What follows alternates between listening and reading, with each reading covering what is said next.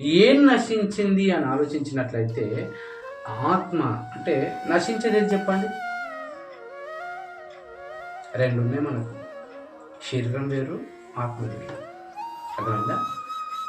శరీరము ఆత్మ ఎప్పుడు వేరైతే అని ఆలోచించినట్లయితే ఈ శరీరం నుంచి ఆత్మ వెళ్ళిపోయినప్పుడు ఆత్మ వేరైపోతుంది, శరీరం వేరైపోతుంది. అదే చనిపోయారని చెప్తారు.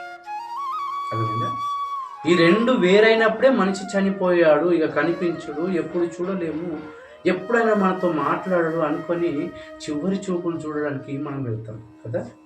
చివరి చూపులు చూడడానికి అంటే ఈ చివరి చూపులు చనిపోయాడని తెలిసింది మనకంటే ఏమైపోయినట్టు? శరీరం వేరైపోయింది, ఆత్మ వేరైపోయింది. అందరూ ఏమంటారు తెలుసా? చనిపోయి ఒకరోజు అవుతుంది, అందరూ వచ్చారా? ఏం చేద్దామని అందరూ వచ్చారంటే ఏం చేయాలి? ఇప్పుడు తీసుకొని వెళ్ళి ఊడ్చిపెట్టాలి. మరి పొయ్యింది ఏంది?